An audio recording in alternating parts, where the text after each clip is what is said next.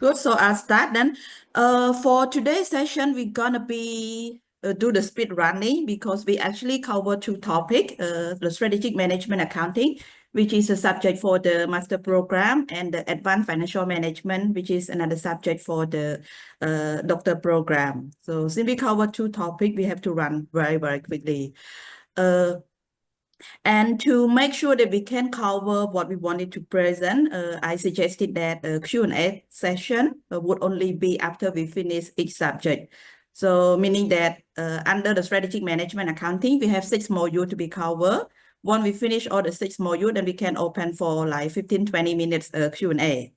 And then after that, we move to the next session, which is the advanced financial management. And then we will do the same. We will do some calculation in terms of timing, and that is the only way that we would be able to finish all the two. Okay. So let me introduce the team first. We have 5 members within this group, group number 4, myself, Sothany, and then we have Ratana. We also have Samet. Some of these people you have seen for some times already. We have been doing some presentations already. And then we have Witness as well. And last but not least, we have Mr. Peng, candidate for Dr. Peng. Okay. So each of us will be covering two topics, 2 modules each under the 2 subject, except myself, I will be covering 3, because in total for these 2 subjects, we have 11 modules to be covered. So I'll cover 3 modules and then following to the team members. We'll take turn to do the presentation once their modules are up for presentation. And then, yeah, some of these people would come in and out. In and out for the presentation because they finish there and then go to another one, then they come back again at their session. Also, originally we intended to put 2 case studies to cover the whole subject, like the strategic management accounting. We will have 1 case study to cover it. But due to the limitation of time, we decided to remove it. But under each module, some of us would have some examples as well on the topic that they want to discuss. So we'll just replace it with that. Okay. And if that is all, then I would move to the real presentation. So like I mentioned, we have 2 subjects to be covered within today's presentation. The first one is the strategic management accounting, which we have 6 modules. 3 are related to cost. So those are the 3 that I would be covering: strategic cost analysis, activity-based cost management, and product lifecycle costing, and also target costing. So those cost-related part, I will be covering that. And then Ratana would be coming in to cover the module of strategic profit planning and decision making. And Mr. Samen would do the competitor analysis and competitive advantage accounting. And then we will finish with Ms. Whitney, who will be presenting on the module of strategic performance management and balance scorecard implementation. And after we finish this subject for the strategic management accounting, we'll move to the next one, which is the advanced financial management. We have 5 modules to be covered within this subject. The first 2 modules, capital budgeting and capital structure and cost of capital, would be covered by Mr. Pei. And then Ratana would be jumping in to cover the financial risk management. Samen would be in to cover, Whitney will be coming in to cover the M&A module. And then last one will be covered by Mr. Samen, which is the sustainability in financial management. So we hope we'll be able to cover all of this, but you have to bear with us. We have to run very quick, and we expected we might be running a little bit over time. Okay, so the first 3 modules that I will be covering, like I mentioned, are all related to cost. So it's the cost analysis, and we also talk a little bit about value chain analysis, and the activity-based cost management, and also the product lifecycle costing. Disclaimer.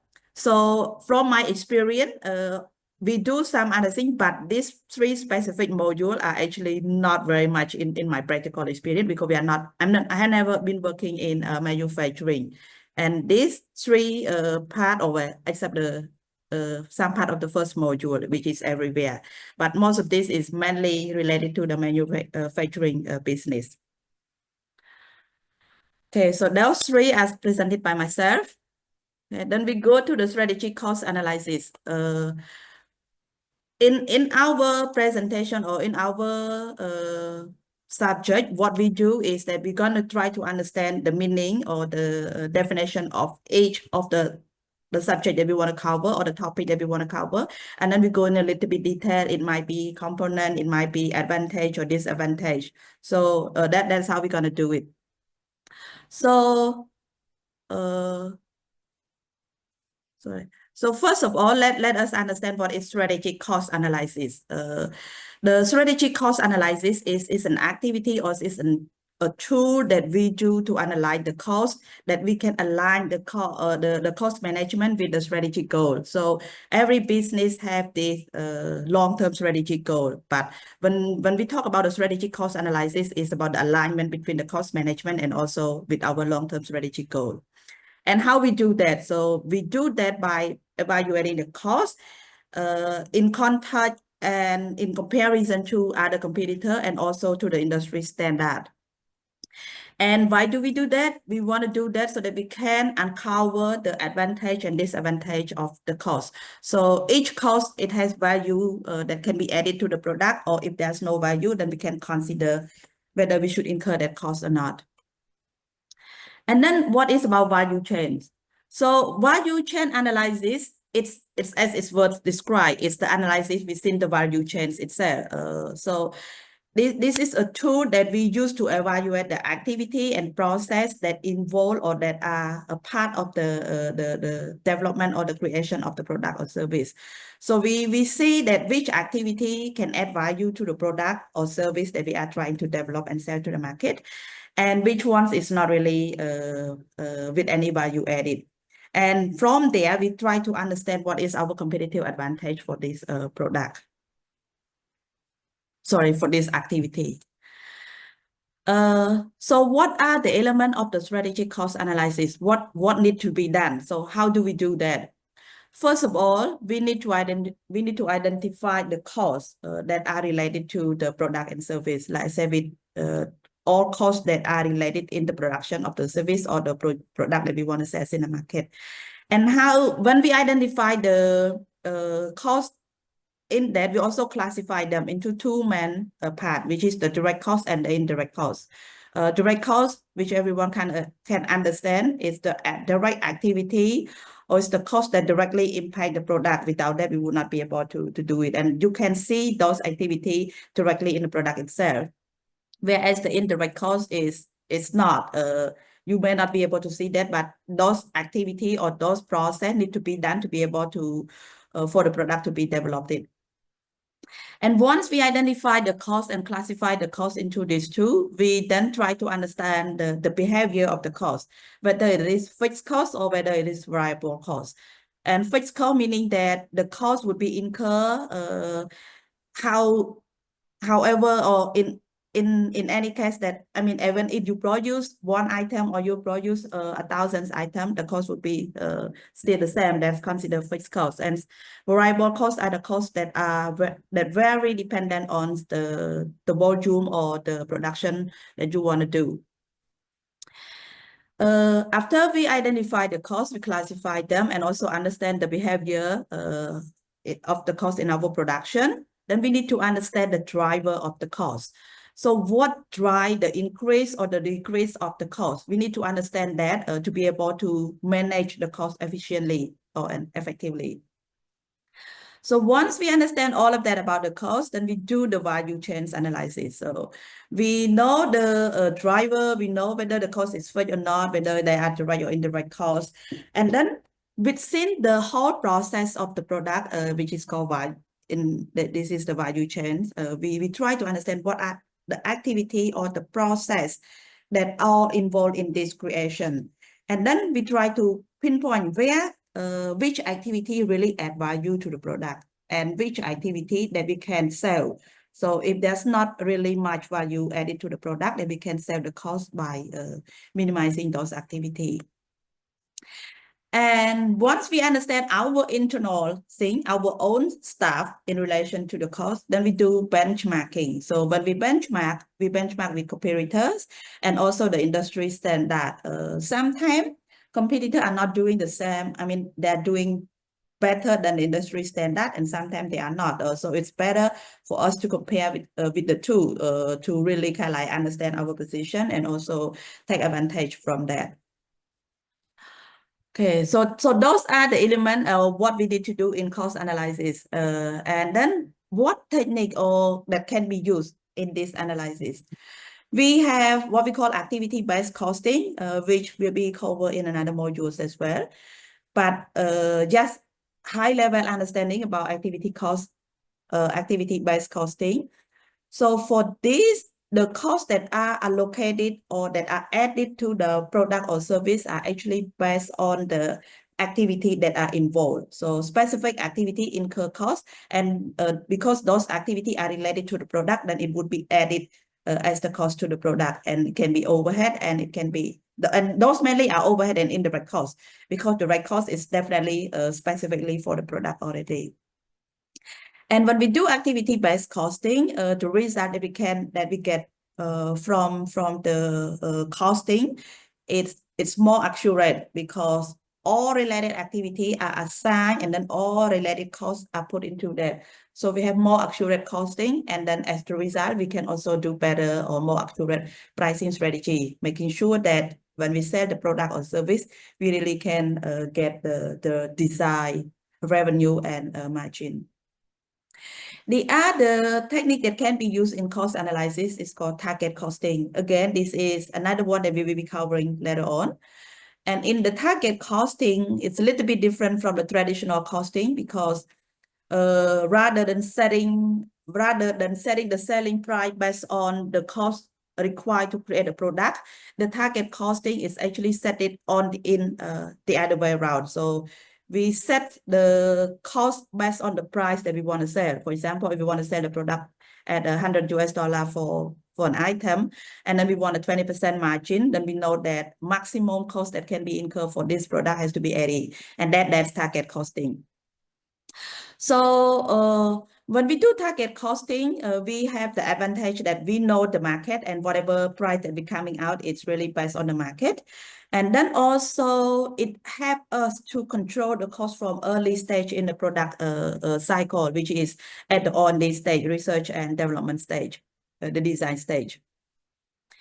The third one that can be used is called life cycle costing, another one that we'll be covering. And when we talk about life cycle costing, it's actually, we talk about all costs related to the whole life cycle of the product, starting from the research and development to sale, post-sale, and also to even what we call kind of like, if we need to replace the product, if we need to move out from this product to another product. So what are all the costs that is related? So we set the product, and if we want to stop making the product, there's also cost involved, especially if we are in the production, and if we also have impact to the environment. You may also be requested to ensure that whatever impact you put to the environment, kind of like you try to eliminate that, not really eliminate, but do something in replacement. Okay. So all that incur costs. And when we talk about life cycle costing, we put everything, we do all the calculation about all the costs into our product. And by doing that, we have very, very clear picture of the product, and we can make sure that whatever pricing that's coming out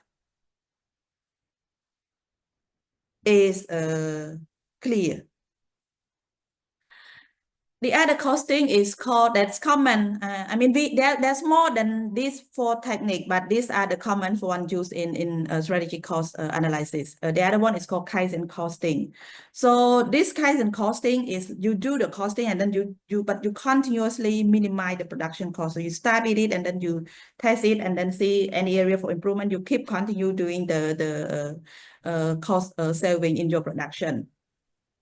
And along the way, when we do that, kind of like we we continue improve our product design, change the product design, change the process to eliminate any waste that can be found in the product cycle, and this also reduce the we can eliminate waste, and we can also reduce the inefficiency in our production cost as well.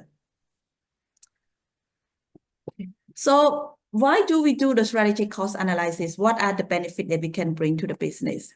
First of all, with the strategic cost analysis, it helps with the decision making.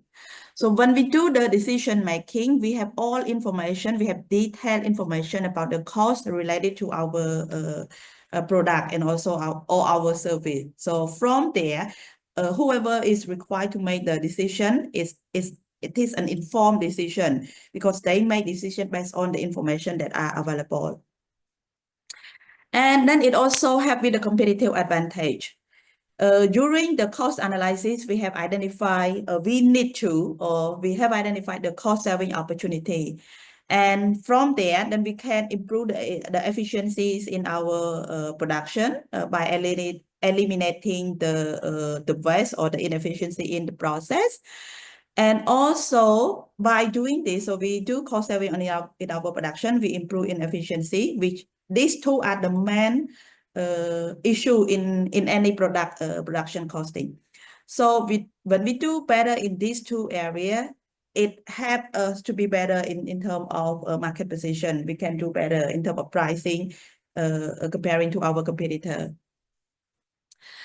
And of course, if we can do that, then it would result in profitability improvement. We do better in decision making, we do better in terms of costing, we minimize the waste, we improve the efficiencies in the process, and from that, then it also it contributed to the high profitability within the business. Okay. So what is the relation between a value chain analysis and the strategic cost? So what value chain can do to have with the strategic cost? With value chain analysis, we can identify inefficiency in the process. Like I mentioned, when we talk about value chain analysis, we talk about the analysis of the whole process of required for the production of our product. So then, if we understand the whole activity or all the area contributed to the production, we can identify inefficiency in there. And we can leverage cost differential. So this cost differential is the difference in terms of cost. So if we source the material from one region comparing to another, we can also save some cost. But we do cost analysis, and as we understand the cost driver and also the area for improvement, then we know that which are the key for our cost saving. So then we can focus our energy to the relevant or to the important feature or a factor in our cost. And we can also understand where material can be better sourced to reduce the cost. Resource allocation. When we do the cost analysis, we understand what are all the resources required. So then if resources are limited, we know where we should allocate the resource to. So in our analysis, we already identified the area where a lot of value can be added to the process. Because in some step or in some process, it's just nice to be done, but it doesn't really add value to the product, meaning that those things are not necessarily something that the customer are looking for. So in that case, if we all understand about that, then we can try to allocate our resource effectively. Improving supplier relation. So when we do all of this analysis, we know our position. We know where the cost, where's the key cost, or where the driver for our product. And by understanding the whole process, we can identify the opportunity that we can negotiate better terms with the supplier. So supplier, if we know that this supplier is our main supplier and that we require a lot of material from them, so then we can negotiate based on the economy of scale. And if we know that this suppliers is not that much, but then the materials is not that much, but it add value, or if does not add value, then we know what position do we have in terms of negotiating with those suppliers.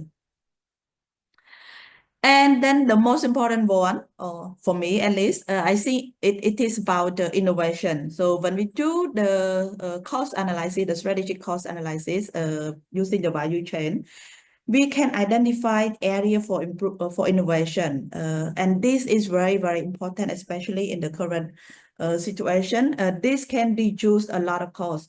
I actually had an example about Xiaomi product, they do phone, and actually they use innovation in a lot of their process as how they do their sale, how they do their distribution channels is actually based on new idea, which can reduce a lot of costs involved in their process. Okay, so what do we know? Okay, in summary, what should we know about the strategic cost analysis? Strategic cost analysis is really, really essential for business who aim to optimize their operations and achieve long-term success. So if they think about long-term, they want to stay long in the market, it's better to do this strategic cost analysis. And the strategic cost analysis, when we do that, it have to integrate the cost management with the strategic planning, making sure that we can put the control measures in place to support the overall business strategy, to make sure that we can achieve the overall business strategy. And again, key highlight is about long-term planning, long-term focus. And the relation between the strategic cost analysis and the value chain is really, really important. By integrating the two together, the business can make informed decision, make better decision to enhance the efficiency, reduce the cost, and as a result, improve the overall competitiveness in the market.